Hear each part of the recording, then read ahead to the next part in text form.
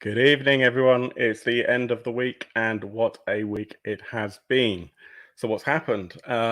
We had a fantastic interview, maybe I'm a little bit biased, with Anna Urbanek about the Herbalist Primer, which I'm really excited about. Such a beautiful piece of art as far as I'm concerned. I've been prepping for Cult Divinity Lost. It's actually going to end up being something I run. It was one of my resolutions that I discussed at the beginning of the year. You can see that video. It's still on our YouTube channel. It's going to happen, and if it's not disaster, or maybe even if it is a disaster, we'll get it on the stream in October.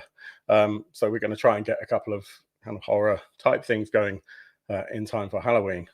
What else? Well, it's Friday. And as such, we have a tradition, and our tradition is to kickstart your weekend. So with Devious Dungeons, Foreboding Forests, and The Coolest Cats, my name's Phil, and welcome to The Dark Orb.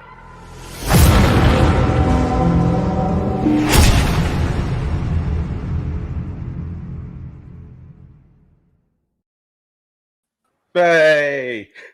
How are we doing, everyone? Hey. Hello. So with us today, we've got our wonderful GM from DCC, Judge Zach, from the game of Dungeon Crawl Classics we played a couple of weeks ago. Some of you will have seen Zach before. It's not his first time on this stream. And of course, our GM extraordinaire from the Dee Sanction, also an amazing GM of Traveller. Hopefully we'll get that on this show at some point. Andy, welcome. Long time. Hello. No appearance. You'll know Andy from the comments as Exeus Dev. And I just got fed up of him just talking at us, so I thought we'd bring him on so he could talk at us. No, I'm kidding. It saves me typing, to be honest. Let's be honest. So if you're really pleased that Andy is here, then please hit like and subscribe. If you want to see our cult show that I mentioned, please do subscribe. We're going to have some things coming up for that very soon. And let us know if you enjoyed that interview with Anna about Herbalist Primer. We've got more interviews coming up over the next few weeks, hopefully. But it's Friday. Goodness me. And it's been an interesting week. There have been a few different projects launched for things that we know and love. Source books mostly, and we'll come back to them. It's probably worthwhile beforehand, though, just discussing a couple of things that are ending. One of which is Delta Green. Obviously, your Avatar ended relatively recently, and that was significantly successful. They're already making excuses for being late on their project by declaring that there's not enough cardboard in the world, or in the US rather. Bro. You know, yeah, I mean, you know, right. Especially for that company, Magpie Games. They still, as far as I know, they still haven't delivered Root RPG. If they have, and I'm wrong, please let me know in the comments. Last time I looked a couple of weeks ago, people were saying, dude, where's my game? And I think Urban Shadows was another of their projects, which was supposed to be delivered in September, and I backed it for $1, and I got the Kickstarter Pledge Manager link about a week before September, or 2 weeks maybe, so they ain't delivering that on time.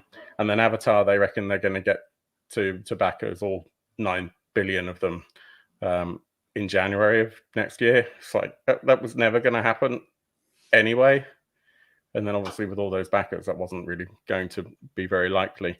So they're already making claims that it's not going to happen because there's not enough cardboard in the US and they print in the US. There is a known... It doesn't take a pandemic to make a Kickstarter 3 years later, right? Right, exactly. You can kind of predict. And we're doing that long before the world fell apart. Yeah, if you can't deliver your RPG in a year, don't promise you can deliver the next one in 3 months, guys. I mean, they haven't. No, I think that advice has never been listened to by anyone on Kickstarter ever. No, so no, start now. You know, I'm more worried about the people who have come to Kickstarter for the very first time, and straight away they're just going to get a little bit burnt. Hello to people in the comments, by the way, Krista.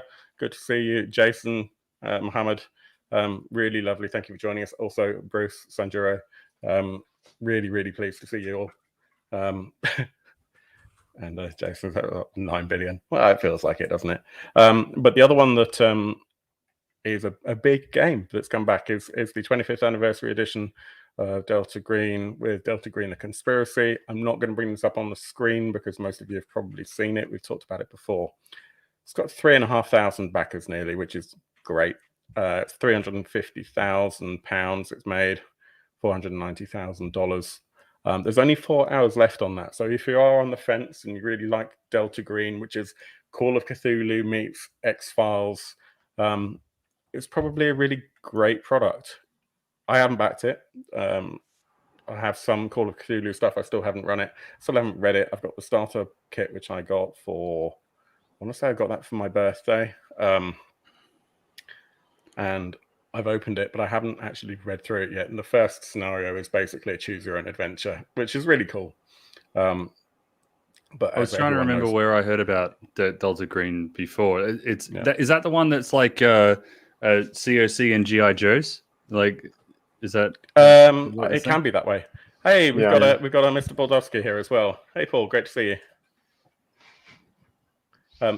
So basically, my understanding of it is it's kind of Call of Cthulhu, but your army, but there are conspiracy stuff going on. So maybe like Area 51 type stuff. I guess there's a few different ways to do it. I've not played it. I know that one of our patrons, Richard, I think it was Richard, ran it or played it and was a big fan. But I missed that game when we were playing it at our local store. Because the way it sounds is basically like it's kind of like playing in the Aliens universe, but you replace aliens with squiddies, right? That's pretty much my interpretation. Yeah, it's probably a bit more fun. I'm allowed to say that because we know that Dave isn't watching this show. We used to call it the sort of wannabe Mulder game because that's really what it is. It's very X-Filey, or it can be. It also reminded me of Chill. I don't know if you ever heard of a game called Chill. Mayfair Games years ago. It was the same sort of concept. It was like an umbrella organization sends you off to deal with nasty things. People who make umbrellas? I don't trust it immediately. Yeah. Only in Britain. I'm just looking through to see if there's anything else ending imminently that I feel we should draw attention to. Probably the other one, which I know we haven't shown on the screen. So actually I'm gonna open this up and share it because I think it's probably worth just discussing very quickly. Is some of you may have seen I had an interview with Logan, Chris, and Liv about Kinless last weekend. Oh, that looks good, doesn't it? I'm so pleased that that's done really well. They hit all of their stretch goals, including their social. Against my better judgment, I have backed that just because it's so damn beautiful, and it can be run one-on-one with a single player. So maybe we'll even get that on the show when it comes out, or at least an actual play of it. I'll put my hand up for that. I didn't end up backing it in the end, just because it was. I didn't in the end because I realized that I was going to need to get the Morkborg rulebook as well. Yeah, and I was like, it was so the Kickstarter was very reasonably priced, but I feel like that's the only game in Morkborg that I would enjoy running / playing based on what you've told me of Morkborg, you know? And so I was like, I don't want to spend that much on a system I'm going to play one game in, you know? Well, Zach, what I would say is if you're not sure about Morkborg for all our Swedish viewers, then on the Dark Orb, we have several actual plays that you can go back and listen to. So if that's your thing, then please please subscribe. But yeah, I know what you mean. It can be quite a visceral. It can be run as quite a sort of horror game, which, depending on your tastes, may not be your sort of thing. But Kinless is Vikings in a Morkborg system. I felt comfortable with that. Going to be, sorry, is this actual play going to be you playing it solo on your own? God, no. That would be the most boring thing ever. Oh, turn to page 4. I just wondered if you were going to have like one of those overhead cams while you just flick through the book randomly back and forth, you know. No, it's not actually a choose your own adventure. It's a hex crawl with random tables and stuff, or you can plan them ahead if you're GMing it. But no, I figure maybe we'll do like no worries. Let's do it. I'm shotgunning that. where was I going with this? I will tell you where I was going with this right after this short message called Phil's trying to find the page. So something that we all like to do is a bit of solitary defilement, and this is Are you going to talk about this on stream? Hell yeah. This is the UK, we can do what we like. The game. Okay. Yeah. So this is actually another solo play rule set for Motbori with some campaigns as well, some scenarios. My understanding is that this is kind of popular and it's already been around, just not in print, and this is the print run for it. So yeah, it's definitely worth looking at, in my opinion. And basically what you get is Wandering Loner, 12 quid, you get PDFs of everything. 16 quid, you get a printed adventure pack and the rulebook, PDFs. And for 20 quid, what's the difference there? Hang on, let's have a look. Printed, the Lone in the Dark supplement as well. Lone in the Crowd, sorry. 24, I think 24 is the top, yeah. So you get the rulebook, supplement, an adventure pack, PDFs. So the adventure pack is what's different. And the adventure pack is 3 different adventures. The printed rulebook it's a rulebook. I feel like for solo, because I've been really getting into like picking up solo content recently, and I feel like for solo content more than stuff I'm going to take to the table with other players, I really want that physical. You know, I want that book. I want to be able to look at the nice pictures and really get that experience of turning pages, stuff like that. Whereas I think if I'm going to run something, I don't care if I've just printed it out. You know what I mean? Yeah, if I'm going to run something, I do still prefer the physical book. But the reality is that whilst I've got the physical book, which I'll look through when I'm planning something, when it comes to running, I way prefer running from a PDF. And if I'm running on a stream, even better, because you can have the PDF in front of you. You don't always have to be looking at your players, and you can actually sort of have the players on one side and the, you know, whatever you're reading in the middle or whatever. Gets more challenging if you've got maps, etc. But honestly, most of the time we like to do Theatre of the Mind anyway. And the PDF's way better, because otherwise you end up literally kind of going, right, hang on a minute. Yeah. You know, and in the brave new world of online play, I agree with you. The PDFs are really. Before that, I basically, like, before the world turned upside down, I basically only ever played in person. So it was a bit different. But these days, I agree with the PDFs. Hey, whilst we're talking about solo play things that are just about to run out, the last link that I've put in the private chat there. I've snuck this on you, but I think this is worth talking about. Is Good Little Children? No. All the way at the end of our private chat in the gotcha. Hang on a second. Sorry to show everyone how the sausage is made here. But it's all right. We like sausages. Yeah. But this is okay. So I'll talk about it while you're getting it loaded up. This is Metal Heroes and the Fate of Rock. It is a solo adventure going through the world of like 80s hair metal, heavy metal sort of stuff. I believe it's in Late Pledge, isn't it? All I can hear it's in now, Late Pledge.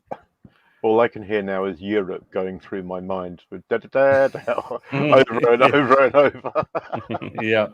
Yeah. So I've backed this. I'm really excited by it. It's already been printed. It's already been printed once before. Yeah. And this one isn't like Kinless, where it's actually an RPG. This is a choose your own adventure sort of thing. Yeah. But you know, you can get it with all like, you know, CDs to listen to whilst you're playing, and it's got all these like cameos from big hair metal rockers and stuff as they've gone through. As I say, it's already been in print once, but I can't remember which language it was in. It was in a different language, and so this Kickstarter is actually just for the English print of it. So it's a pretty safe bet in that sense. You know, it's already, you can probably read reviews and all that kind of stuff already. But yeah, I'm really excited by this. I've looked at this a few times, and it's lovely. Let's have a quick look through it. So Let's go back to the authors' names there, Phil. I love the authors' names. Sven Sven Harder. Harder and Fufu Frauen. Wow. Yeah. Yeah, it's even Swedish. There you go. Yeah, so I've looked at this before. It's like a great big graphic novel, really, isn't it? And I've been so tempted. And all the add-ons are really cool as well. In fact, the only reason why I haven't backed this previously when it first ran was just a lack of time and a lack of discipline. I just know it will sit on the shelf.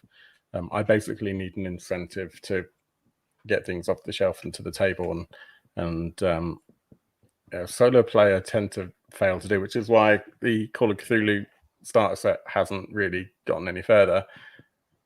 If the first thing wasn't a solo play adventure, I probably would have read it ages ago. But I haven't. It'll happen. Definitely happen. I'm really excited about it. What else do we have here? Some awesome dice. Pledge level wise, start at the bottom and work our way back. €200, so about £200. That's sold out, but you get hard covers and all that sort of jazz. I think because it's in late pledge, you can now only get like just the book. I see. So let's have a look at the late pledge very quickly. That's opened in a new window, so bear with me. It looks like, based on what's left in the thing, that it's basically you can just get the book and a few of the stretch goals and stuff as add-ons. But yeah, well, that makes it a darn sight cheaper. So if you're interested in a heavy metal rock comedy game book, €23, 20 quid, 21 quid, something like that, plus shipping. That's a lot more reasonable than the pledge level I would have backed it at. Well, I only pledged at €33, so I was pretty pleased with that. I think I added on some dice and stuff as well, so it probably came out to about 35 quid. Yeah, which I think is fair, and it means that you can actually get some sort of gaming without having to worry about getting a party together, or if you're a family person, whether or not the kids are going to still be up or anything like that. So I think that's really valuable. And that's why a lot of the solo play stuff is really important, and more important than I maybe give it credit for. Let's talk about new stuff. Where do we want to start? Oh, and also Bruce makes this outrageous claim that this is a family show. I mean, that's a nice idea, Bruce. It depends on the family, really, doesn't it? I guess. Yeah. I said, Mr. Bodowski, sometimes it's not possible. I've had to read and run the Impossible Landscape campaign for Delta Green from PDF. Not easy. Yeah, I mean, a good example is I know that Weird Frontiers, which was Dark Trails, is going to be coming relatively soon in physical form to us that have backed it. Dungeon Crawl Classics meets Deadlands Weird West stuff. I can't wait for it. It's going to be beautiful. Core rulebook's over 900 pages, I think. It's going to be a bit of a hefty tome. That's definitely going to be a PDF read. 900 pages. That's War and Peace as a game. That's. Yeah, I mean, it's going to be two of these put together. Basically. Well, it's DCC, right? So a lot of that's going to be tables and stuff like that. A lot of it's going to be stuff you don't need to read until you've rolled the dice. Yeah, I know. I'm nervous that if I try and read that in bed, it's just going to break my mattress. Yeah, I would recommend It'll be the straw that breaks the camel's back, basically. My mattress is under a heavy load already, let's face it. Let's have a look and see what's coming. I feel with the wondrous Mr. Baldowski in the comments here, we should probably start with something majestic. Well, if it's in the comments, you could just ignore it entirely and move on. I was going to say we could start with Mothership. Pretend you didn't see it. But no, let's do it. Let's. Well, first of all, Andy, I would appreciate it if you could tell us what the Dee Sanction is. It is a game set in the Elizabethan / Tudor period, which is basically you're agents of John Dee, the famed astrologer to Queen Elizabeth I, and Francis Walsingham, the famed spy master to Elizabeth I, and your objective is to go around and solve supernatural happenings, as it were, which is, it sounds like you're nicely employed and everything else, but you've been coerced slightly by John Dee and Walsingham into doing that. And it is a whole range of things depending how you want to play it, really. It can be a sort of mystery investigative thing, or it can be straight out horror. And it does make the point all the way through the book that agents with D are expendable, which is why the character generation sequence is incredibly quick. So, yeah. When I got the you may original, hit a I sticky backed the end. original, and you get your character sheets are on wiped clean cards. So that gives you Yeah. an idea of how likely it is that your character will just Yeah, cark it, it's not really designed for combat addicts. It's designed for running around and screaming a lot and not knowing what's going on, I guess. But yeah, I mean, it can be whatever you like. You can play it in a sort of light-hearted way, or you can go the full historical horror. It's up to you. But it's kind of unique because there aren't many role-playing games in the sort of Tudor period or that sort of era of history. There's Maelstrom, I think, and a couple of others, but mostly it's an untouched period. So I quite like it for that alone, really. And of course, you've written a few things. Talk to us about that. So we've got one. I know you wrote a series of scenarios, one of which we actually did on the Dark Orb, so you can check that out in the YouTube channel. Another one over at Effect. It was but kind that's of not all. Well, it was kind of that. Those scenarios were kind of a crazy idea I had, because I ran the first one with my home group, then the second one with the Effect, and then the third one with the Dark Orb, and then the last one was actually meant to be bringing various people from all those groups together, and we never ran it because by then scheduling is 17 players or so. I think we were probably pushing what we could do online, but so that was the idea, and because of that, it became over a bit fractured because there were clues and elements of each person's individual game that was meant to come together at the end, but when you see the individual parts, it's like, well, what the hell's going on here? Why are they related? No, I think it was fine. And then I wrote a supplement as well, which is over on Drive-Thru now, called The Site, which is it's a supernatural extension for the Dee Sanction, extending some of the sort of weird goings on a little. And giving some more options for agents and for their antagonists. So, so I suppose by default I've become the Effect and the Dark Orb sort of D bloke. Because I'm sorry, by default, did you say? By default, yeah. So let's talk about the Dee Sanction Adventures then. So I feel somehow that you might be the most qualified of the three of us to well, yeah, I mean, detail the this. five. They are actually originally the 5 adventures that came with the original Dee Sanction Kickstarter, but for this they're being expanded and with extra content and so on and so forth. So you're not getting the same thing. It's different stuff. This is the print version, obviously. Originally they were just PDFs. And there are some cool and funky stretch goals for them, in that they're all quite reasonable stretch goals. They are things like extra color, additional content, maps, that sort of thing. And also a 6th scenario, which has been previously unpublished, which isn't actually in that list you've got there. Partly because I think Paul hasn't written it yet. he might We'll find out in a second. I like I've just got this idea in my head. You talk about additional color, and I'm imagining for every stretch goal, like it unlocks an additional color, but it's just going to be him with like a blue felt tip, just sort of coloring it in, redacting various bits. I think it's mainly they were originally just 2 or 3 tone supplements or whatever, so there'll be extra stuff. Is that adventure called the Gong Scourer's Baby? It is. Yeah. Do you know what a Gong Scourer is? Do you want to know? Yeah, we play DCC. We know DCC. Yeah, we know Gong Scourer. Well, that's the Gong Scourer's Baby. Yeah. But the stretch goal of interest. I can give you an idea of what a gong farmer looks like. Hang on. Here we go. That would be the sort of chap. Yeah, a shovel and a bucket. Affectionately known as a shit carter, right? Yep. Yeah. The interesting question is why that's on a cardboard holder of magazines. Is that the magazine pile you don't read often, or? This is the DCC storage box, and that's a DCC related sticker. Anyway, there we go. So we digress. So it's 6 scenarios. They've all been expanded for this. Apparently, he's halfway there to writing it, according to the comments. So there's that, and then also as an extra stretch goal on top of all that, one of the key things about the Dee Sanction is it can use dice, but it can also use a deck of cards as a mechanic.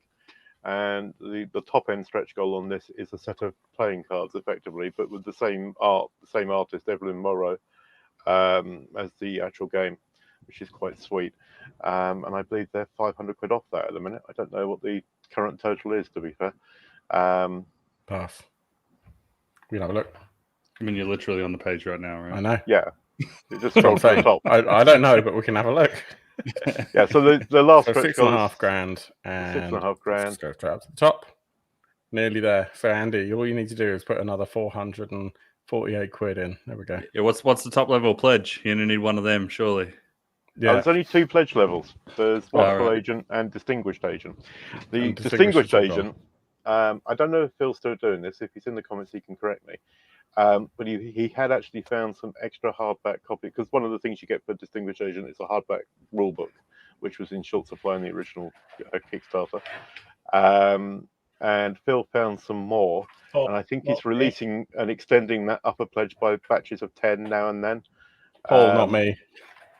Paul, yeah.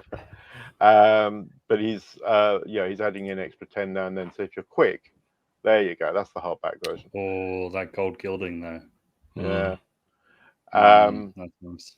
Going live on Sunday at 2 p.m. There you go. So Do if you're it. quick on Sunday at 2 p.m. BST, you can get maybe a hardback copy of the rulebook as well as part of your pledge. So yeah, I think it's well worth it. I think the Dee Sanction is a wonderful game. I think these scenarios really add something to it. It's definitely one of your top 3 Elizabethan supernatural, Hand of the It's Queen. right up there. Yeah, in that category, John Dee books. it would be in the top 3, Phil. Well, almost certainly. Top 2. You know? Well, I don't think I'd want to push it. But yeah, I think it's really a really nice game, and I'm pleased it's doing the well at system the is really moment. simple, and as we said, I know I've come off the page here, but pledge level wise, there's only the one right now, 8 quid.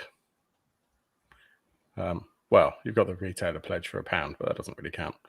I think 8 quid for effectively, a brochure that's got all those adventures in soft cover is pretty reasonable. And Sunday 2 p.m. you have the chance to also grab the cloth copy of the core rulebook. Yeah, and these are all add-ons. And there's the add-ons as well. There's a load of add-ons that are there, which are the Osselstone 100 map. You can see there the dice trays, and in the I don't know if you can see it against the map there, but there's also the Siglum Day coin, which is quite sweet. So yeah, it's a nice little Kickstarter, and it's I was hoping I'd be able to zoom in, but that didn't work. I've actually put it over there, actually, if you want to have a look at what it looks like, the coin. Over there, yes, that's very useful. Yeah, I was just thinking I'll get it, and then I realised I'm all cabled up, so it kind of didn't go anywhere. Thanks for the offer, Andy. That was really helpful. Yeah, something probably worth mentioning as well. I can't get it. Go on, Zach.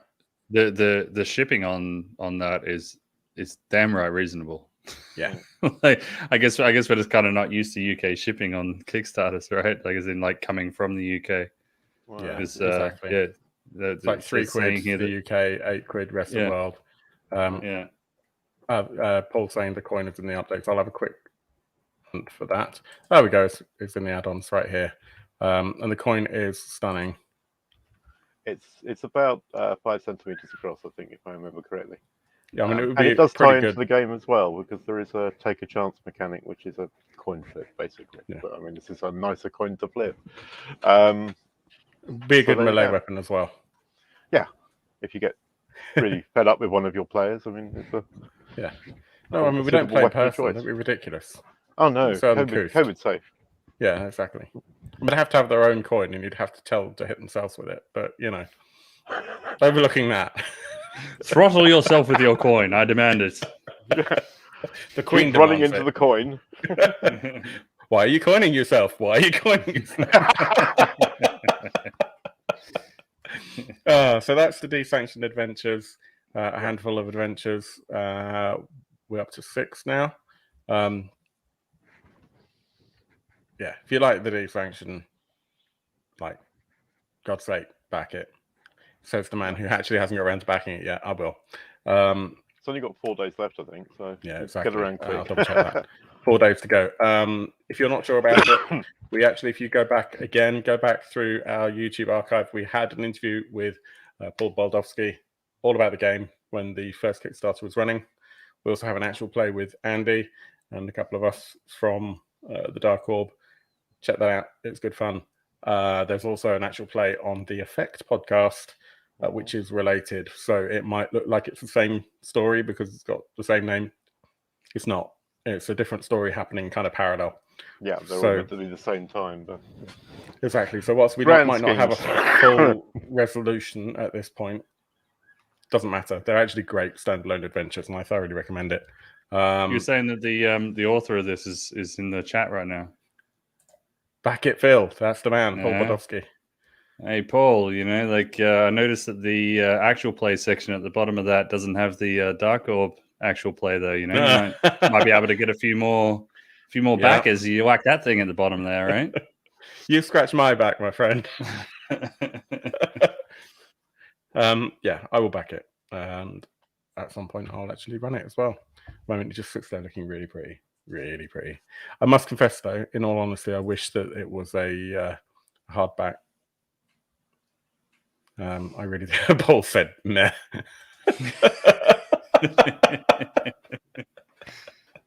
Well, nah to you as well. No, I'm kidding. Well, that's a testimonial for the Dark Orb. Now you can put that on your advertising. You know, Paul, nah. I'm pretty sure he speaks for all of us, right? But yeah, I kind of wish it was a hardcover that would go next to like the original core rule book. I mean, you know, maybe at some point in the future when there are more adventures that can happen. You know, so you have to have a certain number of pages to make that worthwhile. But that said, that doesn't stop the fact that it's a very, very cool product, and the Dee Sanction is awesome.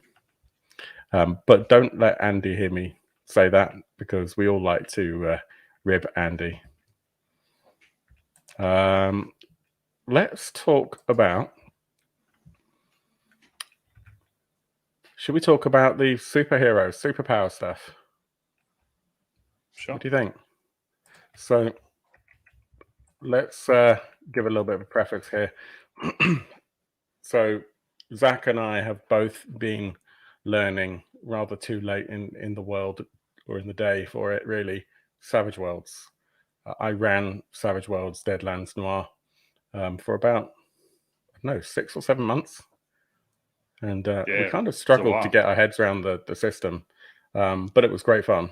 And currently I'm playing a selection of that group and a few others. We've moved on and we're playing Deadlands Weird West. Zach has picked up, if I'm not mistaken, Big Apple Sewer Samurai. You're gonna be running that in October. I really want to play that so much. It's basically like Teenage Mutant Ninja Turtles, but not, right? Well, so it's even better than that. I mean, I don't want to go super deep into it because it's not what we're talking about, but the Big Apple Sewer Samurai is more than just TMNT, right? It's actually it just takes inspiration from all 80s and 90s like Saturday morning cartoons. So the group that I'm going to be running it for, I'm going to run a session 0 for them, because I've basically said, pick your favorite 80s and 90s Saturday morning cartoon. We're going to make a character like that. So we're going to have like a Transformer, a Teenage Mutant Ninja Turtle, a Biker Mouse from Mars, and, you know, like something like that, you know, an Agent of Mask, you know, all in one thing.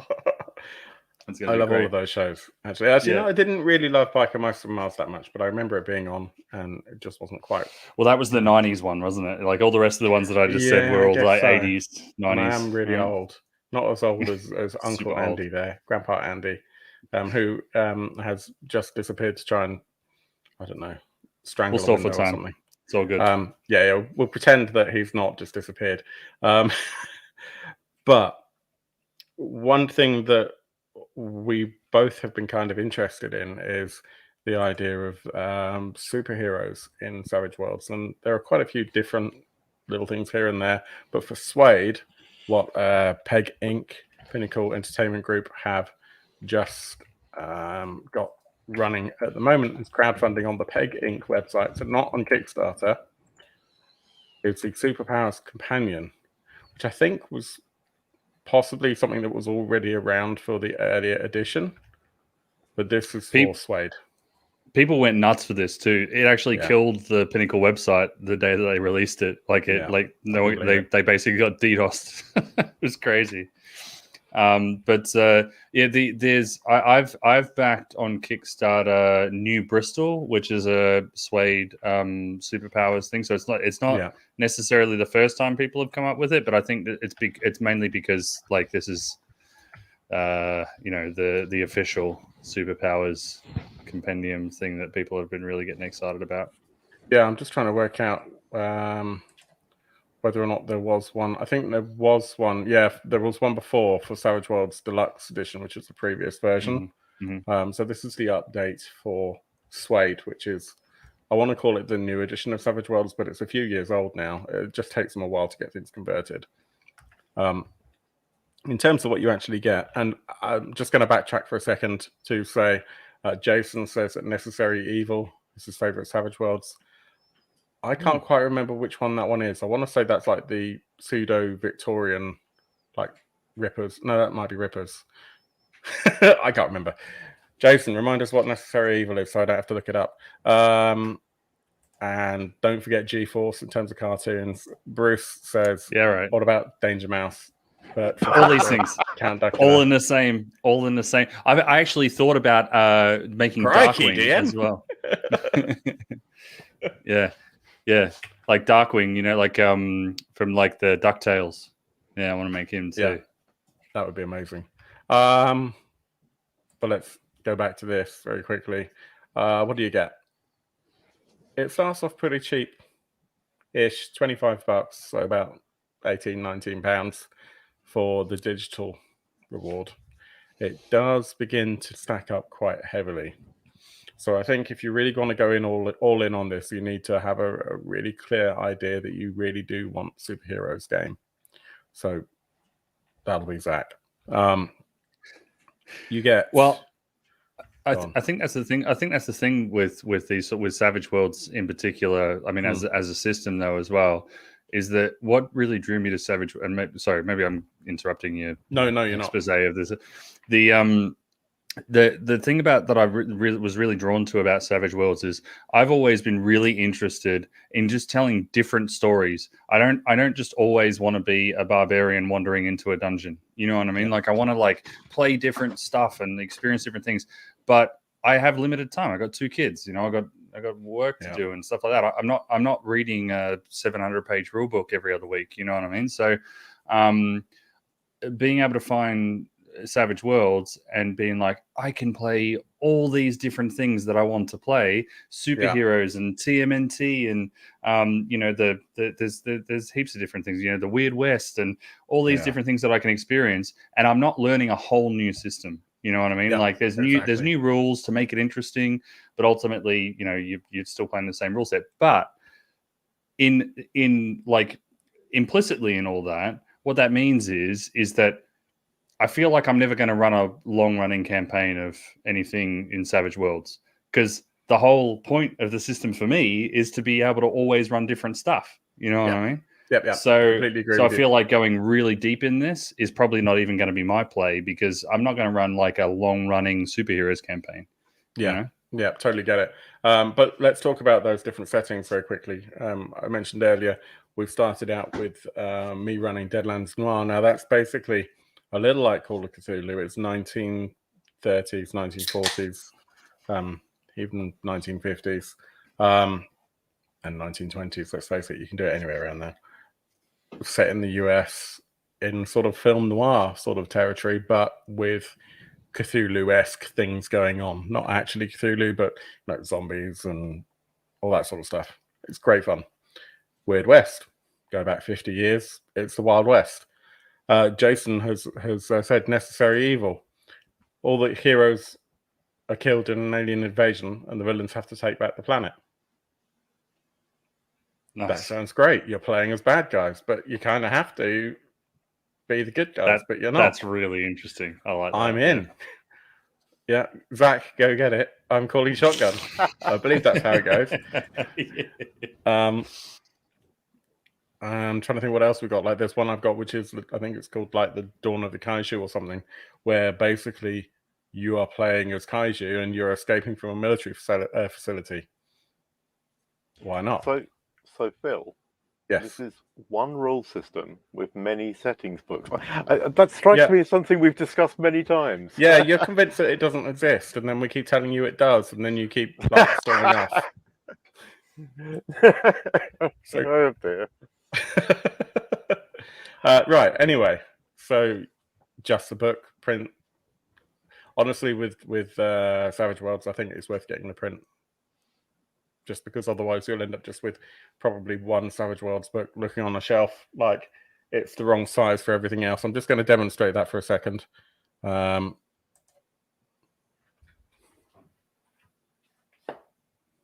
It is a bit of a weird shape, isn't it? Yeah. I've noticed. You can't really see how. I mean, if I do that, you can kind of see that it's the wrong bloody shape.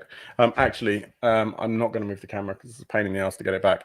But I do have some more up here, and they are the same shape as well. So I've got this like divot. Is that legal size or something? It's a weird sort of. It shouldn't be. Shouldn't be less than A4. There is a term for it. I'm trying to think what it is. Well, I think it's legal. That's what Andy's saying. No, I don't think it is. Oh, it might be. It's. Take measure out. Mother! I just banged my knee. It is, and it's going to be in inches because Americans. 6.75 inches by 10.25 inches. I have no idea. That really hurt. That was so worth it. Yeah. Assholes. real payoff there. Okay, Zach, see if you can get him another book to measure on the other side this time. Welcome to the Dark Hall. We measure paper. So, all right, let's get it out. You know. Oh, if we're going to compare, yours is probably there we go.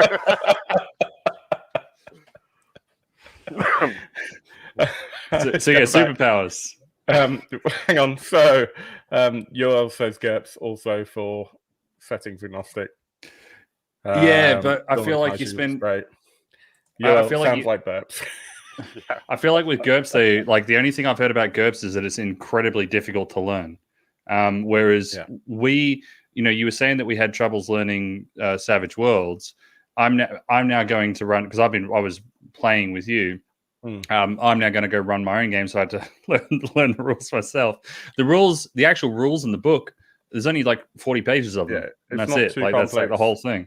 All the rest the problem of it is with just it happens options. when you have loads of stuff happening, and at that point, I think it's in a way it's probably better playing in person. It's one of those systems. If you're trying to play it online, and we tried first with Fantasy Grounds, then we moved over to the Foundry, which was much better until we had an update that broke everything. But it's designed around miniatures play originally, same as D&D. The original D&D was designed around wargaming, and it really shows. So most of the time, you're not really rolling any dice. But then when you end up with 20 minis on the table, it can get a bit fiddly unless you like basically hand wave and do rolls for multiple foes at once or whatnot. And I'm not a huge fan of doing that, but you do whatever you like. Yoel obviously joined late and wants to know what we're measuring in front of our computers. I mean, that's a fair question. Why do we all have tape measures right in front of our desks, right? I don't know how to answer that question. No. Bruce, great to see you. Thanks for joining. I don't think it is letter. It's a bit too small. I mean, yeah, it's just weird. Phil, can we get past the size of the book? No, is that all right? Vitally important. Can we get past this? Definitely not. In fact, now that you've asked for that, we're going to spend longer. Sidebar. Right, let's talk about a different book that's a different size. Anyway, Savage Worlds Superpowers Companion.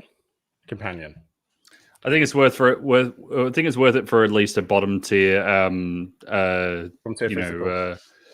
if that's your thing, if you don't want to have to wait until March next year for it to land, then I mean I've got my Kickstarter of New Bristol on the way, so that should be on drive-through or whatever before then, and that is, I mean, it's SWADE superheroes, so it's kind of the same thing. What do you want, you know? Like, what I would say with regards to Savage Worlds, and speaking somewhat from experience, is unless you're after the stretch goals and the stuff that is Kickstarter exclusive, if you're getting something that's pretty likely to be available retail, in my experience, it's turning out a lot cheaper to get stuff, at least in the UK, to get stuff retail than it is through the Kickstarters. An example of that is I have the I'll just go back to this view. I've got the big SWADE Adventure Edition box, which has got a whole load of stuff in it.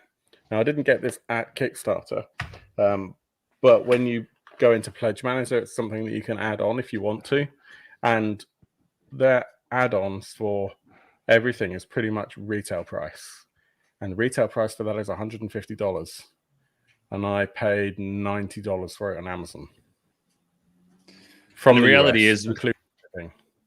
Maybe early doors Kickstarters, like you got them because you got to get them before everyone else. These days, it just gets like you're just paying early for something that gets released at the same time as it goes out retail, right? Yeah. So I think with companies like Pinnacle, unless you absolutely know you want to run it ASAP, or there are add-ons that you definitely want that you know you're not going to be able to get at retail, or there's some other compelling actual reason. If it's just a case of I want it now, and you know that you can buy it at retail with Pinnacle stuff, I think it's probably worthwhile in the UK, at least. As I said, waiting till it hits distribution, you're probably going to save at least 10-15% on the Kickstarter prices, whereas for a lot of products, actually, you'll save money, at least unless you're going to wait a couple of years, you'll save money getting it on the Kickstarter, because when it first hits retail, the price is going to go up.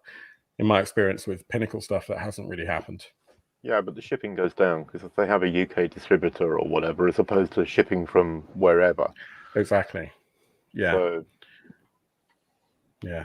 So as other Bruce, we've now got two Bruces in the chat, by the way. So it's really confusing. Bruce I believe is the plural. Brucey I. The scientific name, Brucey I. Is that a Brucey bonus? So, yeah, exactly.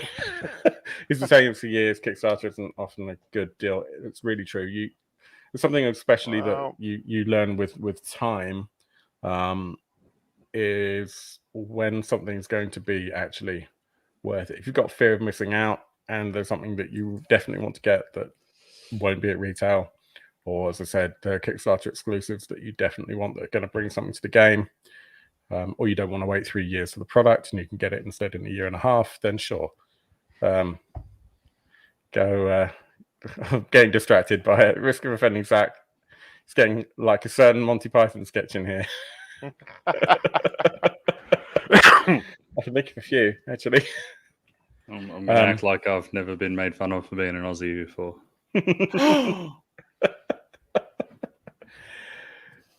Superpowers Companion. Companion.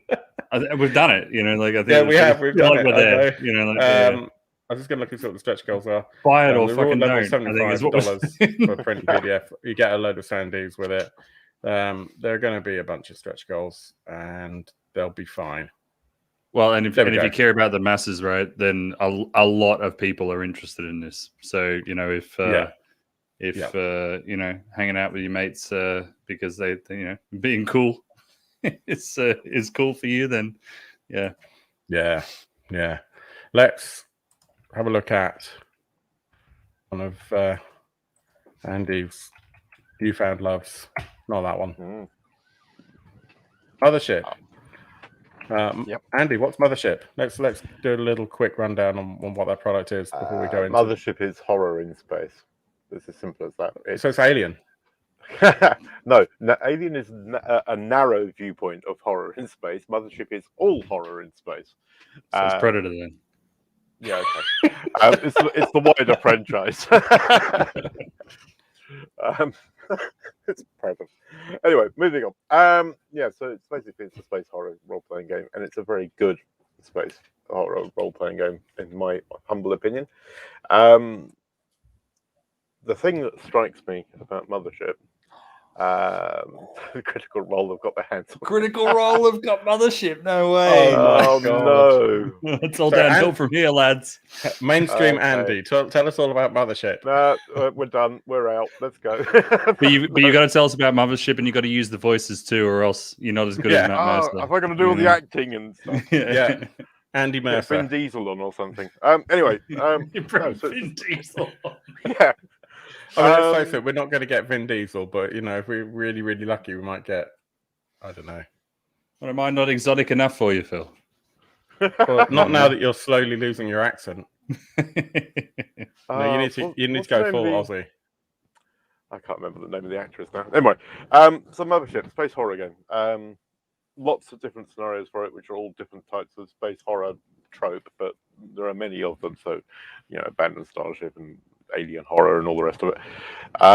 But the thing that strikes me about this is about Mothership in general is the way that I've said this earlier today, but it was the way that the sort of creativity for it has exploded recently, because there are so many little zines that are being published, and the layout for all of them is just getting better and better and more intense.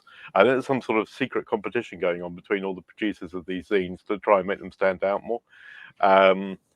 It's a bit like the zines for Merc Bory, isn't it? They're really putting that effort in. They've gone crazy. I'm sure they're actually starting. Some of them must be actually writing to people like Affinity and Adobe and whatever, and say, "Hey, I need to do this in my zine. Put this feature in your program. Because it's just getting. It is getting a bit of. It's just getting a bit crazy. But some of them are really pretty, and this is one of them. I just love the red and black styling of this one. Sorry, I'm just getting distracted by the comments there a little. I'm reading the introduction here, and the first words that are used in the Kickstarter campaign is space pirates, cults, organ thieves, failed clones, genetic vampires. So it's the 5 food groups of space horror, right? Exactly. You need for true space horror. Obviously, these days you also need Bruce Willis doing a bit part for a very small fee in a sort of useless film. But anyway, I don't know. He's been the main protagonist in a few space horror films lately that have basically all been relatively identical and not that amazing. Well, I mean, they couldn't afford food group. They couldn't afford Bruce Willis, so they got Vin Diesel instead. Anyway, I like the look of this one. I think it's really good. There's a map halfway down the page, which is actually quite groovy as a handout. So what we're looking at in terms of the story, it's space pirates, immortal space pirates who are basically organ thieves, amongst other things. And some of the artwork is just dead nice. I like that already. You stick that on the book, I'd probably buy it just for that. But yeah, there's little maps. Well, they did, and you are. Yeah, exactly. It feels that artwork feels very 40K. I mean, that's not I'm not being divisive. Like, I think that's cool. I like the 40K. It reminds me of World of Darkness, which Andy and I both have a historical appreciation for, even if we both kind of fell out of love with it and have now. I'm kind of coming back to it very slowly. No, I'm on a far longer orbit than that. It will take me many years to go back that way. That's because you keep backing other things to not read. Yeah, exactly. I keep them in the shrink wrap, right? Anyway, moving on. Steven Seagal. Bruce Willis has gone a bit Steven Seagal lately with a ton of low budget stuff. He really has, and it's a shame because once upon a time he was good fun. He seems to be making a movie a week, and anyway, we digress. So I like this.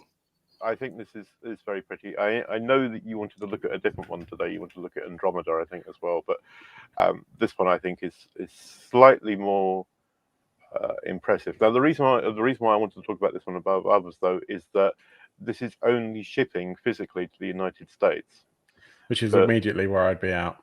Yeah, but the guy who is behind this, Eric somebody or other, El Sandor, I think his name is. may consider shipping elsewhere if the campaign's successful enough. So Yeah. I think it's been put off by high shipping rates really more than anything else. I've said this before and I'll say it again. If your buyers are prepared to pay it, who are you to tell us it's too expensive? Well, this is true. Honestly. But then if your buyers are all over the world and you've then got logistic hassles as a one-man band shipping all this stuff out, then maybe there's a reason why, you know. And also the other reason why I wanted to talk about this is the $15,000 level, which ties back into our actors doing things thing. If you just go back slightly up on the main bit, Phil, there you go. It's the voice of an impersonator of Wesley Snipes doing his most iconic catchphrases. So they didn't get Wesley Snipes, they got an impersonator, and they make that a stretch goal, which I love for the sheer chutzpah of putting it up there. You can have an impersonator of Wesley Snipes. There you are. Please make this happen. It'll be hilarious for 15 grand. No, I'm not like, you know, I'm not paying 15 grand just for the lols, you know, like, come on. Yeah. But that's if they get to that stage and they're doing pretty well. But yeah, you know, what I would say is if you get to a point where you've sold $15,000 worth of product and $5,000 of that sale is to Europe and you're doing it by hand, then maybe you're kind of doing it wrong. Yeah, honestly, there is a point where you and I know you've said that, you know, he'll consider it if it's that successful. But I just think I wouldn't want to prevent people from buying my product. That's not how you get your product out there, really. And it's a good way to alienate people who are collectors, who actually want this stuff in you say their that, hands. But then there are larger and more established game companies, and Free League is one where, okay, you know, they're doing a Swedish only version game, which no one in the UK or anyone else is going to get an English version of. So I think that's a bit different though, because that's actually a different target market. This is the same target market, but they're just target market making is Sweden, really. Well, yes, but also the audience is quite niche, and they all generally listen to the same sort of news outlets, like the very reliable Dark Orb, who, if they're shitting on them about really expensive, shipping costs, isn't great for them, right? So No, it could just very they don't want people, you know, complaining about how expensive shipping is to Europe. It's just easier not to do it. Yeah, totally get that, and I do get it. You know, I've sent stuff to the US recently, a hardback book, to Bob, who won our Weird Space RPG competition, and it was expensive. It was nearly $50 to ship the book. Irony of ironies, he then had to come over to the UK. Sold it for $50. Well, no, the irony is that 2 weeks later he had to come over to the UK, as unfortunately there's some stuff happening here, and his other half is British, I think. So I could have just fucking hand delivered it to him, but but that's not the point. The point is would you have then charged him $50 for that, though? I mean, you know, it's I probably should now. Yeah. I'll charge him my petrol to go and shout out the pub. But anyway, my point is that if you really want that product to be handled by people in another country, then make it happen. Don't tell them that it's too expensive. I think also that this is coming out of the sort of zine cottage industry thing, though, because an awful lot of Zine Quest is Mother Quest books, by the looks of it. When you see Zine Quest come up on Kickstarter once a year or whatever, there's always a handful of Mothership type books or whatever, and they are always small one-man, two-man bands producing them. Honestly, I think that's a poor excuse, because I've got stuff here that I paid shipping for that was expensive because I wanted it. I love the way your voice changes when you face away from the mic. That's actually quite creepy. Like this, for example. There we go. Don't aim for me. Zine Quest wasn't cheap to ship it to the UK. Got it, I don't know, 4 or 5 months ago, maybe a bit more. Okay. Well, I'm not going to defend people anymore. I just think it's really alienating. That said, I think the product does look really good. But the reason why I wouldn't back it is because I would want the physical product. Exactly. Yeah, I can see that. I have, disclaimer, I have backed it, but I'm happy with the PDF in that I will probably, if I run this, I'll be running it online anyway, I would think. Yeah. So, it doesn't really matter to me. But I think shipping issues aside, I think it's a very good looking product. Yeah, I agree. And I think it's got a lot going for it. And it's this, as I was saying earlier, this Mothership creative explosion where some of the stuff, I mean, if you look at the early Mothership adventures, they were literally a sheet of A4 folded twice or whatever.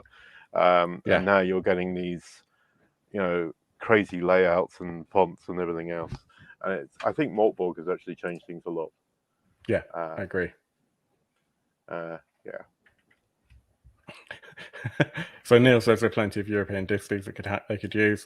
Sandro says 15 grand. You could get Bruce Willis college roommate. I think. I was wondering what a collage roommate was. Is that someone? If we know Bruce, we know he's probably a few beers down by now. Yeah. Jason says 80 plus werewolf and WTA. Yeah, I sold all mine in the early 2000s. In the attic. I've got very little at the moment. And Bruce says, on topic, that the Mothership box set is coming to Kickstarter soon. Yeah, we keep hearing about this. I'm actually really interested in that. It's on the notification stage. You can sign up to be notified. But do we really want a critical role-playing game? There's already 5th edition, right? Yeah, it's like D&D, right? It's critical role, mate. Wow. I mean, we did. I'm not going to sidetrack too much, but obviously we had Valsgrim, which is basically Mothership meets Mercbory. I've backed that. I think Andy, you may have pledged it as well. I did. I got the PDF of it. The PDF's really great. I really like it. I'll tell you my problem with these sort of books, though. It's a great book. Don't get me wrong. Really like it. Except sometimes I feel I'm getting 90% art and 10% content. It's an art book, though. Yeah, but but it's masquerading as a role-playing game. And it's the same with Mercbory. I mean, that's basically one-page rules. So it's a one-page. It's the same. Yeah, RPG. I mean, Mortbury. I assume Death in Space when it comes out might be the same because it's a sort of Mortbury sort of background. Orbital Blues really was mainly art book to be fair. Yeah. And I have no problem with a decent art book. I'm on the rum and mixers, mate. I'm on straight coke, thanks. But no, I mean, basically, I think there's a sort of thing where you're getting art books rather than role-playing games in a way. I've got nothing wrong with an art book, but I'd like to be told I'm buying an art book rather than a game that's actually an art book. Right. Now, I know at this point you're going to wheel out Gods or something and say, look at this is really an art book, No, I mean, Gods is an art book, and so is Cult, and pretty much every Free League book is an art book. I think it helps that they've got Simon Stollenhag is one of the directors of Free League. So, having an artist as one of the directors kind of informs their decisions, I think, there. And obviously, Simbarum, as you said. Did you not? Yeah, he's one of the directors. I had no idea he was one of the directors. I thought he was just an artist that they, had a deal with, not an actual team member, as it were. Yeah, exactly. So the early Stollenhag books are in Sweden are published by Free League, I believe. Yeah, no, I knew that, but yeah, I guess just because someone publishes publish my own stuff. Yeah, that's like saying, my book's published by name a publisher. Oh, by the way, I'm also the director. That's a bit different, isn't it? But yeah, things being art books though isn't the only way to get ripped off with that sort of stuff. I mean, I find with a lot of the 5e stuff, the majority of it is a novel, right? Yeah. Like it's got some great art. The books have got some great art, and to be fair to it, a lot of the stuff that they write that is like sort of like source material is really good as well. But it's like they'll sit there and they'll go, 8 new classes, or something like that, and it's like 16 pages in the whole book, and all the rest of it is, So if what you're looking for is role playing game, then you kind of it's hard to find that. Well, I don't know what it is. I don't know if it's just a sort of general genre change, or if people literally want to pad things out, or if it's just because people are showing off art, or a combination of all the above, or none of them. But it does seem that there's a sort of, and this applies to the Mothership supplements as well, there's this move to fantastic layout and art, and actually not much in the way of the written word when you look at the page. But anyway, so yeah, I mean, you know, Barsgrim and stuff like that were fantastic looking books, but what's actually in there in a way is the question. So Picture's worth 1,000 words, Andy. So, you know, how's that stacking up for you? Boom! Well, if you take a screenshot of the screen and a picture's worth 1,000 words, then I hate to think what those words would be for me. So I'm pretty sure that they'd all start with and then yeah. So I mean, yeah, I wonder about that. I wonder about the content. And it was something Doug mentioned a while back. Yeah. But I think that's where it's been going for a while. People are veering towards rules-light games. I think particularly as the audience gets older and we have a lot less disposable time, having a game that you can just pick up and where actually the rules are simple, but you can get a good idea of the world. I thought you were going to say, as the audience got older and their eysight got worse. So I thought was where you were going with that. That's why we all use PDFs, so you can zoom in. Yeah. No, I think it's more about you can write an awful lot about a world, but it's a lot of words that you can literally, as Zach said, you know, picture paints 1,000 words. If you can convey in a single image everything that would have taken you a page or 10 to write about, sometimes it's actually more efficient. Sometimes. I mean, I don't want to. I'm not sure how deep we want to go down this rabbit hole, but you know, I've thought the same thing about like World of Warcraft and stuff like that. Yeah. You know, you think about all the people who are going nuts saying, we want World of Warcraft the way it was. It's like, man, you were in uni back then. You know what I mean? You had nothing but time.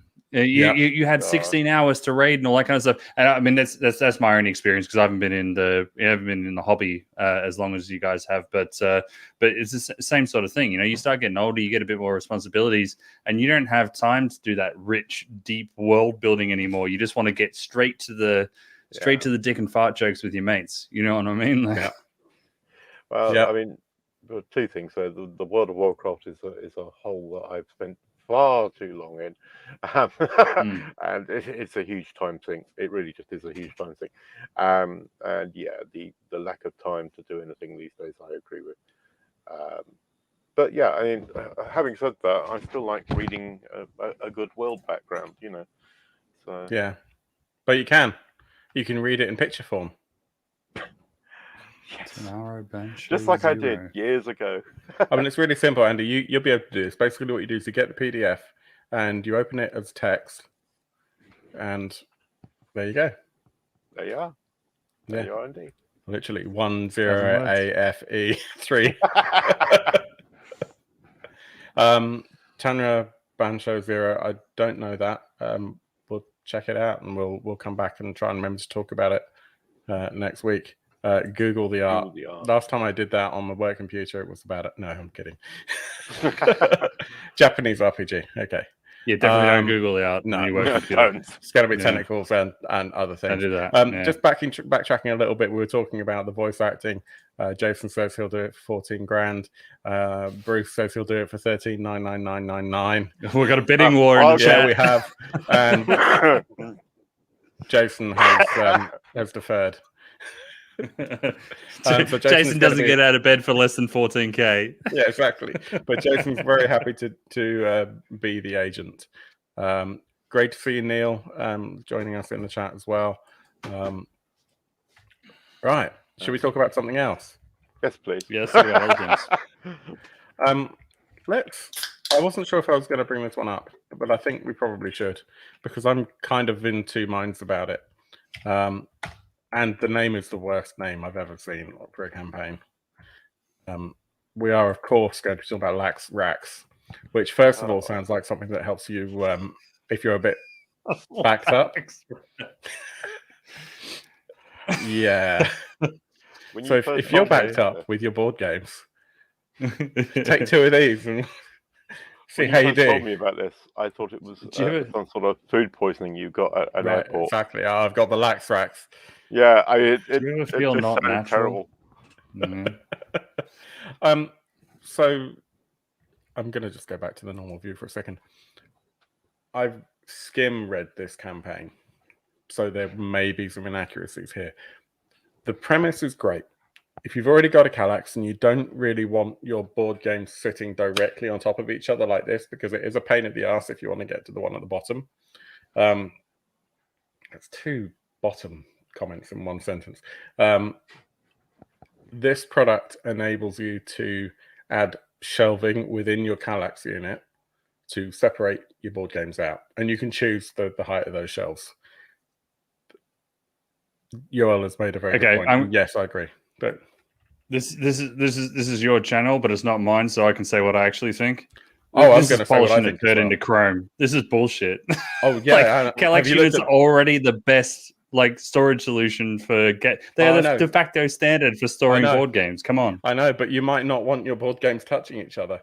We are allowed to roast this product, by the way. It gets better, right? So it's just like some sort of antimatter separation thing. If the 2 board games touch, it causes an event. Or if you have actually got heavy board games on top of the one at the bottom, there is a little bit of inconvenience. It's like, about 10 seconds worth of, oh God, please hang on a second, I've got to get to the one at the bottom. Anyway, it gets better, right? So you think, okay, they're going to sell me some sort of shelving mechanism for putting into the square holes in this unit.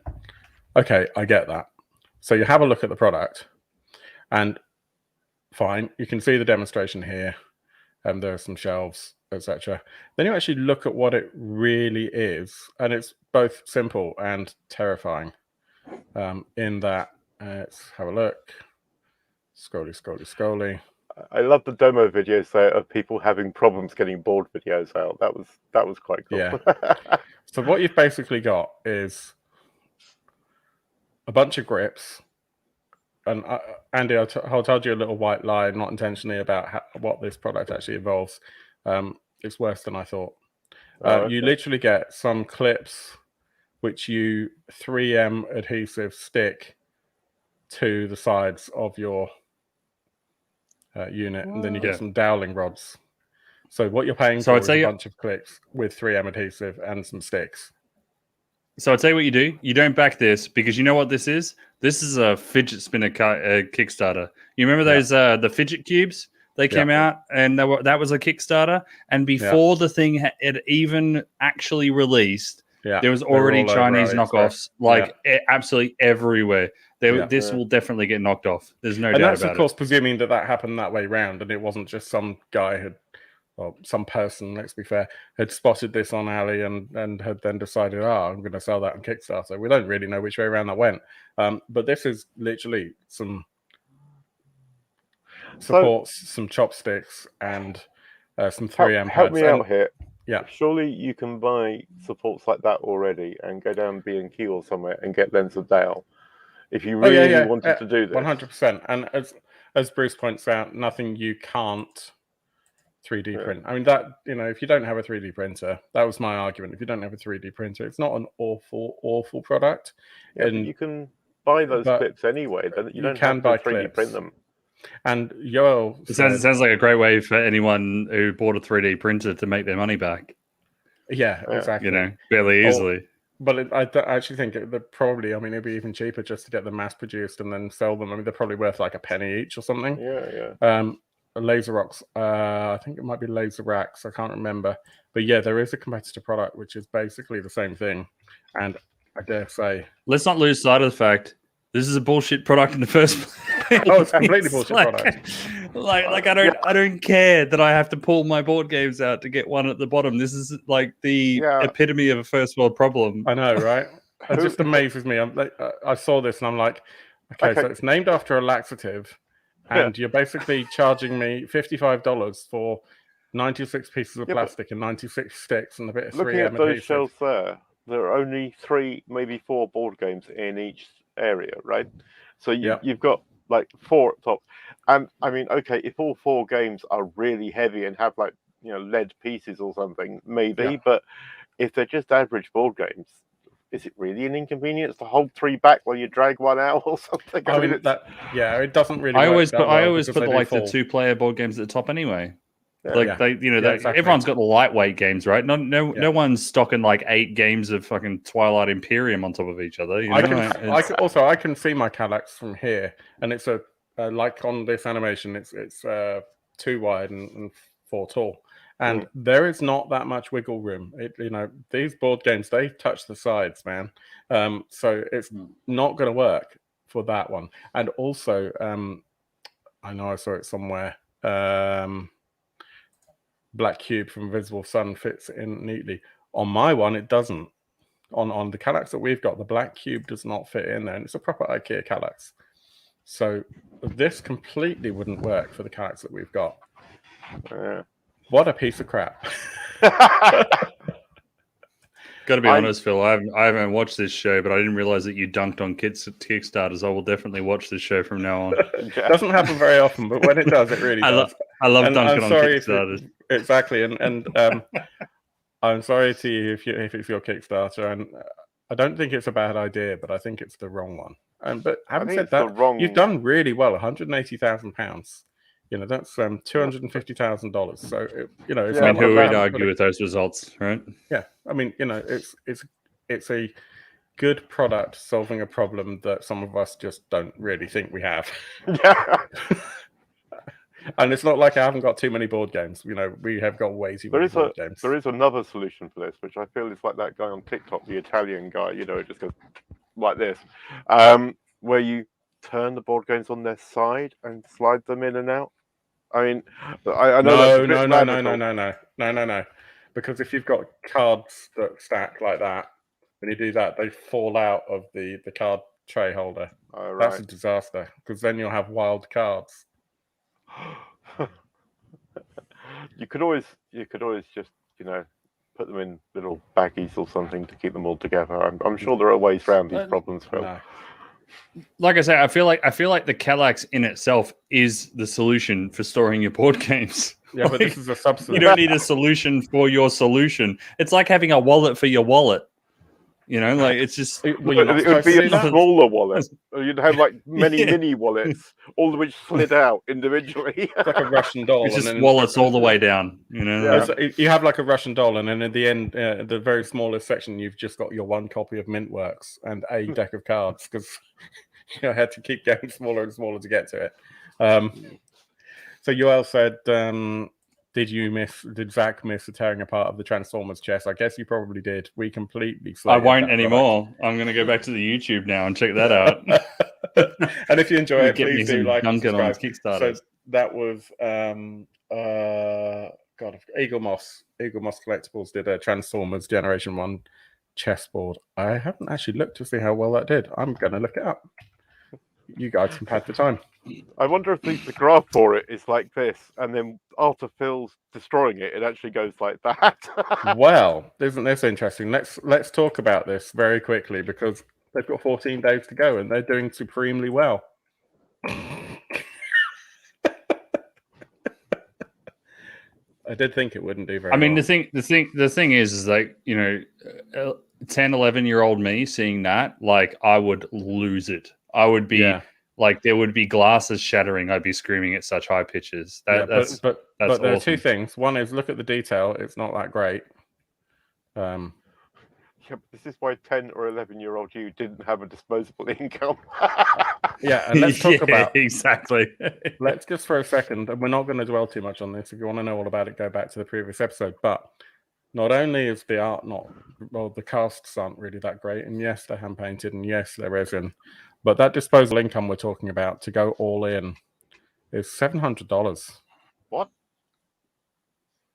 Yeah, I'm out. For that reason, I'm out. $700. But for that, you do get Galvatron as well. Wow. Well, Anonymous I mean, Prime. now, Makes it worth it. yeah, I now, mean, you know. now it's a difficult decision. Yeah. I mean, it works out. I think we did the rough maths. It's like $20 a figure, which for resin hand painted minis, it's not bad. And Well, that's probably they do why have Shockwave, they the do original have Shockwave as well. Yeah, and Shockwave is the best. Yeah, not that bastardized new Shockwave from the new films. It wasn't even a tape player. No, that's Soundwave. Oh shit! Shockwave is the one with the tape. thing. Soundwave. Was it? Okay. That one Soundwave. there. Okay, there you go. The guy on the right. Yeah. Yeah. You're fired.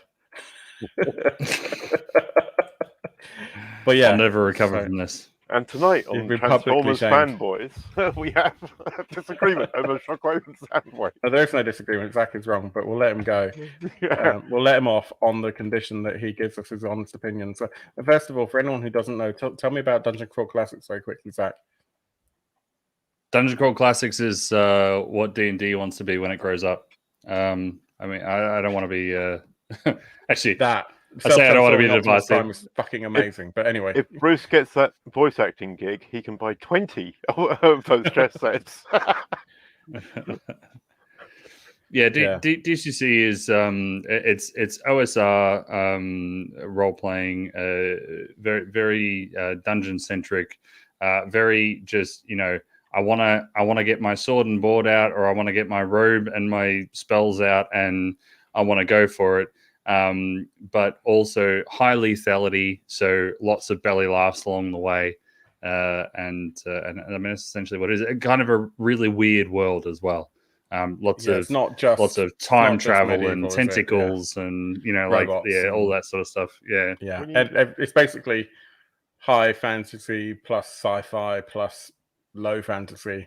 You can run it as a campaign. It's what you get when you take all the fun things and then you put them all together. When you said sword and board, I was thinking that was like Airbnb for barbarians. Yeah, board BAWD. Sword and board. Well, for barbarians, it would be RWD, right? Broadsword. Anyway, moving on. So, DCC campaigns and DCC scenarios are quite frequently appearing on Kickstarter, at least 1 or 2 a month, I'd say. And there's one funding at the moment called the Protectorate of Genulane, and I thought it would be worthwhile discussing it whilst we've got Zach. Zach is a really good judge, which is GM basically for DCC, the game that we played like 2-3 weeks ago, maybe a little bit longer now. Is on our YouTube channel. It was great fun. I really want more of that on the channel. We just need to work out the real world logistics of like having families and jobs and breathing and all that sort of crap. All that trivia. So let's have a look at it. I mean, I was pronouncing it the Protectorate of Genulane. Getting all Spanish with it, yeah. Protectorate of Genulane. Yeah, there you go. There we go. Sounds exciting then. Okay, so talk to me about the Protectorate of Genulane then. I was thoroughly underwhelmed with reading through it. It's just the reason why I feel underwhelmed by it is, think the description that I gave you of what DCC is, right? In the first, it's like it's all the fun things all at once sort of thing, and it's like you explore lots of things with tentacles and just crazy stuff sort of happen off the wall, and this one just feels very boring. Just feels generic. You know what I mean? Like it's not. I wouldn't say boring. I'm sure that it would be fun to play through, but that's not what this seems to be offering is not what I go to DCC for, because I do play 5e. I enjoy playing 5e, right? Because sometimes it's cool just to be the hero who can do all the things, but that's not what you come to DCC for. You come to DCC to be the guy, the hero who tries to do some of the things and will have exactly who tries massive failures. yeah. You're going to give it a good old shot, right? Yeah, and probably lose your spell or accidentally cut off your own arm or something in the process. Bruce. So has the it reason right. It's why not I for would vanilla fantasy. The reason why I would say like steer clear of this is in particular someone who's thinking about trying DCC, right? Don't do this because it's like I feel like more experienced players at DCC might be safer backing this because at least they know what they're looking for, you know. And if this is what they're looking for, then have fun. But this is it's not a great rolling out of the rule set and the setting and all that kind of stuff. I feel from the description. I mean, obviously, I haven't read it, but I think color palette aside, I don't think it's really very representative of that. I mean, this is the inside cover of the DCC rulebook. Do you know what the art reminds me of? If you just go back to the picture of the actual campaign, that reminds me of the sort of art you'd have had in sort of header of an adventure in White Dwarf in the 80s. That would have been, you know, the sort of half-page spread you got at the beginning of the scenario back then. Or a fighting fantasy thing or something like that. It's that sort of style. Yeah. Whereas if you look at the covers of DCC, I've got a couple of different nothing DCC like books that, here. No, I mean, you know, for example, I mean, there's the back cover of kind of the main core book. Yep. And what I really like about the art, what I really like about the art in the DCC core rulebook is that they don't just do the. See, they've got some really great art like that. I mean, look, it's all great art. Okay, before I get into this, right? But they've got varying styles. So there is this traditional high fantasy, really well rendered sort of stuff, and then you've got like some art that's just a lot of cross hatching and stuff like that. And then you've got some that are just like Viz comics. You know what I mean? Like, and like I love that. I love the way that they just incorporate all the things that are fun into all of the things. The single place. Yeah, and I think this looks very much like I really want to do some sort of generic fantasy, and I'd like DCC as a system, so I'm just going to put them together. Now, I've bought a couple of things that Nick Barron has done before, like he's done the Rabid Dogs zine. Which I've got behind me. It's fine. Precipice of Corruption, I know, did very well. So it's not like he doesn't know what he's doing in terms of the product, but it does feel a little bit. As I say, I think that if you have played a lot of DCC and this is the sort of thing you're looking for, great. Yeah, absolutely do it because that's what the system's about. Is about having fun the way you want to have fun, right? But this is not a great introduction to what DCC has to offer. That's what it reminds me of. It's just fallen in on me. Do you remember a game, or you may have heard of a game called Dragon Warriors years ago? Okay, it was another sort of it was a role-playing game, but it was published in books rather like fighting fantasy. It was like 6 books or so. Anyway, bottom line is that introductory paragraph and that picture looks like it could have been that. That's exactly where it seems to have been lifted from. And it doesn't say to me, I mean, I know very little about DCC, but it doesn't say to me, you know, all the things at all. It says 1980s static sort of fantasy with tropes. Exactly that. Standing proudly at the top of a rising craggy knoll, the Tower of House Generlane was once a bastion of strength and protection for the surrounding lands. The Protectorate, a chivalric knighthood gathered around House Generlane, bearers of the word of Gorhan the Helm. Yeah, you can pick up 20 books like that in WH Smith's, I'm sure, with the same title. Or see Sorry, go on. No, I was just going to say, I mean, it reminds me of all those the never-ending series of fantasy works on Amazon, which are always book 1 of X, you know, or whatever. It's that sort of thing, and it doesn't strike me as particularly offbeat or oddball or exactly that. Chaotic or anything really. So you compare what you've just read on that Kickstarter against the blurb that's on the back of the core rulebook. Go for it. You're no hero. You're an adventurer, a reaver, a cut purse, a heathen slayer, a tight-lipped warlock guarding long-dead secrets. You know, that's just the first paragraph of what's on the back. Like, they don't match up. You know what I mean? Like a librarian, a barbiturate. Yeah, all that. I mean, compare that to. Hang on, wrong one.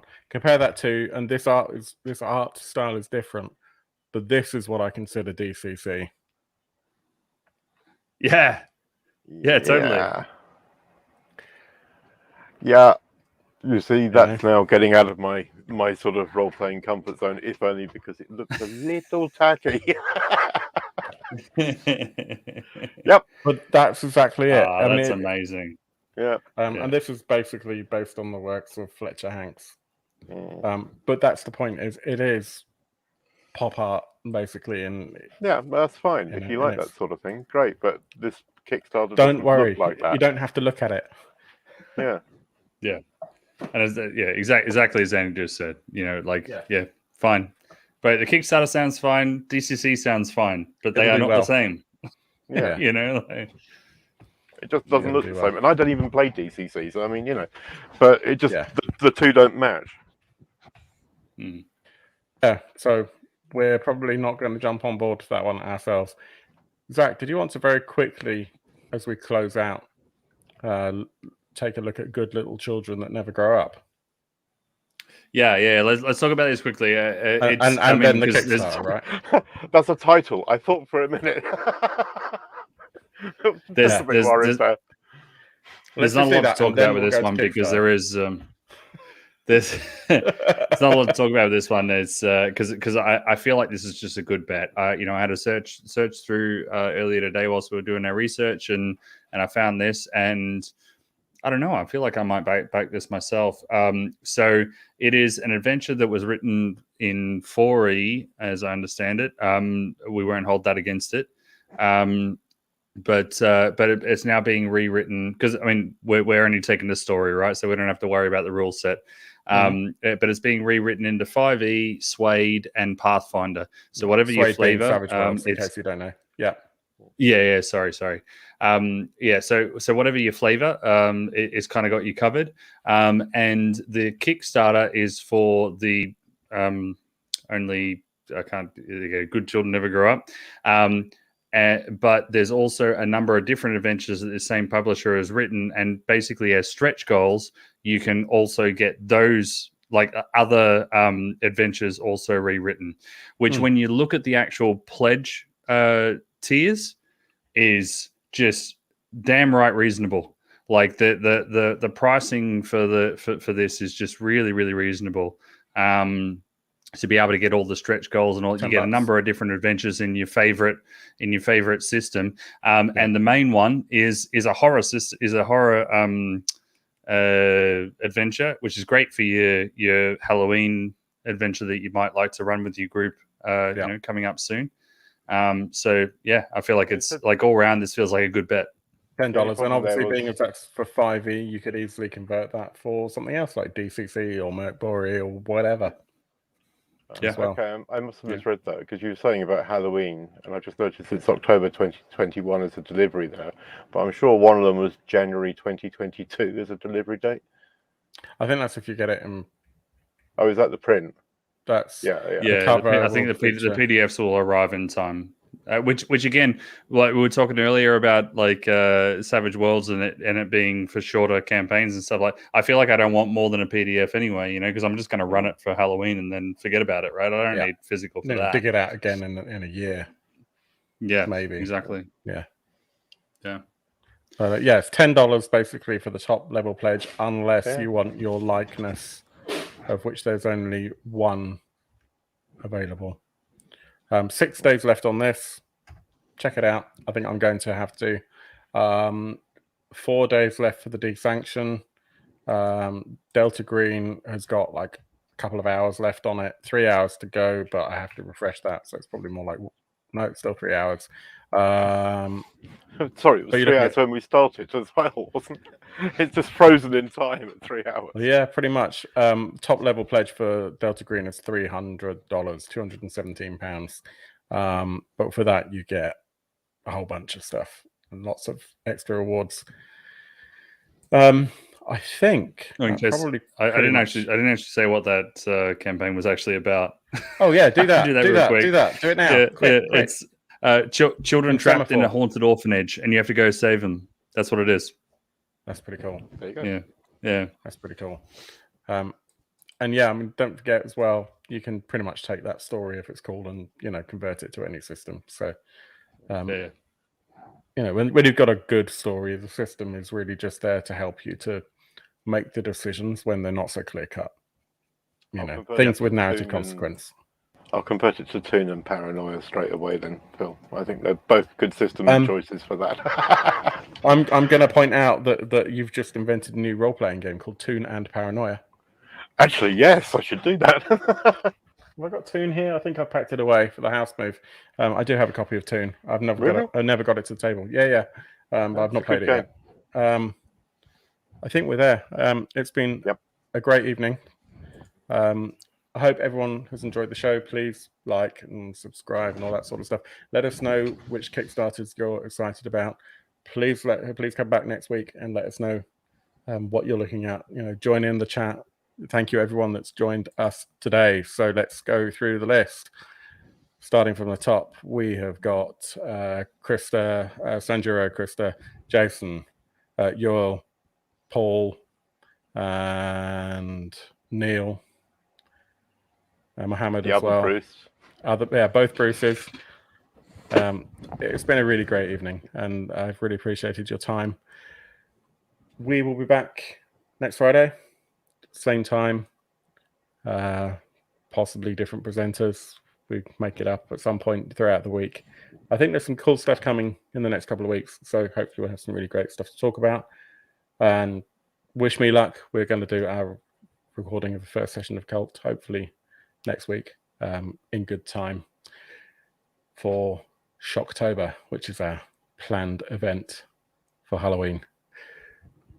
In the meantime, thank you once again, everyone. Thank you to Zach for coming on and bringing the chaos, and also to Andy. And if you've enjoyed us, then obviously you can join our Discord, links at the bottom. We've just started a Patreon, so if you want to throw a couple of quid our way, then that's great, but don't feel obliged to do that. We've also got RedBubble, so if you want a Wetlands Titanic t-shirt, which came from an autocorrect of Wayland Yutani, the company involved in Alien. I like the way it says building better boats at the bottom. Better boats. Or if you'd like any Dark Orb merchandise, then not only have we got some merchandise available in some of the Patreon pledge levels or backer levels, but also they're available on Redbubble, and you know, everything helps with the running cost of the show. Other than that, we will see you soon. So until then, I hope your dice rolls are way, way better than mine. Take care, everyone. Ciao.